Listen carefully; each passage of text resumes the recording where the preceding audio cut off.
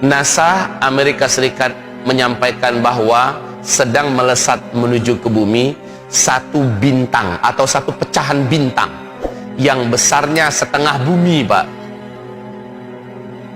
Diperkirakan bintang ini 70 sampai 80 tahun yang akan datang akan telak menghantam bumi. Setengah bumi besarnya meteor tersebut, pecahan bintang ini.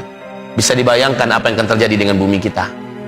Jangankan setengah bumi lagi, seperempat Singapura aja pernah dulu tahi bintang ini atau meteor ini menghantam bumi, hancur peradaban dinosaurus, istilahnya kalau memang itu ada dalam istilah orang-orang para ahli arkeolog. Hancur kehidupan manusia dan makhluk apapun yang ada di bumi.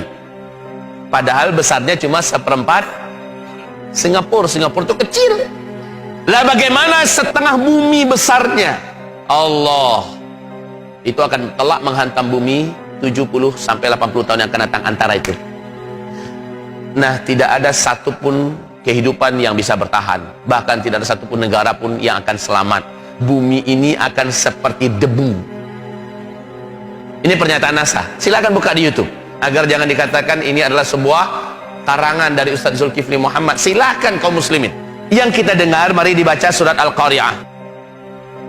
Al-Qari'ah, dentuman besar di langit yang teramat sangat menakutkan. Mal Qari'ah, apakah itu dentuman besar di langit yang teramat sangat menakutkan? Wa ma adraka mal Qari'ah. Saking dahsyatnya dentuman besar itu 3 kali diulangi oleh Allah. Dan apa yang kamu ketahui tentang dentuman besar di langit yang teramat sangat menakutkan untuk makhluk yang hidup di bumi? Pada saat dentuman itu terjadi, yauma, pada hari itu, yakunun nasu kal farashil mabthus. Manusia-manusia yang hidup di bumi menjadi seperti anai-anai yang berterbangan kemana-mana. Orang-orang pada berterbangan, saking hebatnya, Pak. Wa takunul jibal kal'ihnil manfush. Pada saat itu bahkan gunung-gunung sekalipun akan lepas dari akarnya dan berterbangan seperti kapas yang ditiup. Allahu Akbar. Dahsyatnya hantaman itu, dahsyatnya ledakan itu, Pak. Apakah ini yang dimaksud? Allahu a'lam. Tapi ini ilmiah, Pak. Karena kajian ini hampir mirip 43 tahun yang lalu. NASA Amerika Serikat juga mengatakan bahwa tahun 2013, kata NASA, bumi ini pada tahun 2013 mulai memasuki arus sungai meteor di ruang angkasa. Lah bumi kita melintas di situ. Startnya dari 2013. Peluang bumi kita mengalami hantaman-hantaman meteor ini ada, dan itu terbukti, Pak. Pas 2013 bulan Februari, tanggal 14 Februari 2013, meteor pertama masuk ke bumi, betul nggak? Jatuhnya di Siberia, Rusia, masih ingat?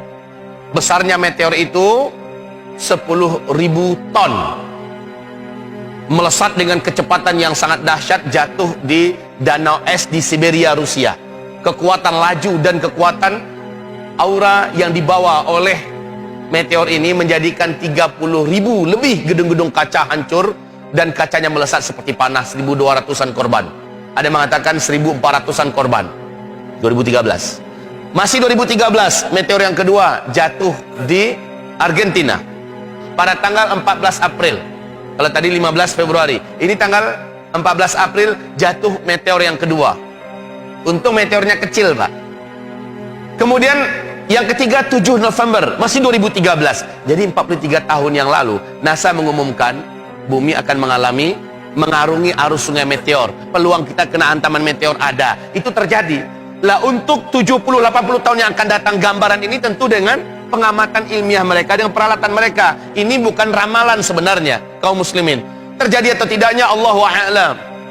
Baik kaum muslimin, waktu yang bersamaan tahun 2001, pakar gempa Jepang mengumumkan bahwa 75 sampai 80 tahun yang akan datang, bumi ini akan mengalami gempa yang maha dahsyat.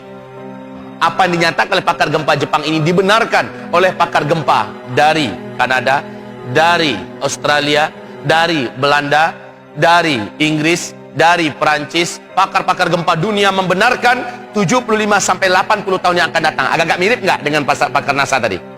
akan terjadi gempa maha dahsyat di bumi ini.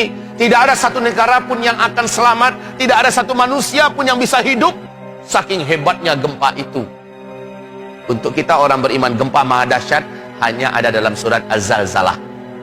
Idza zulzilatil ardu zilzalaha, apabila bumi ini digoncang segoncang-goncangnya.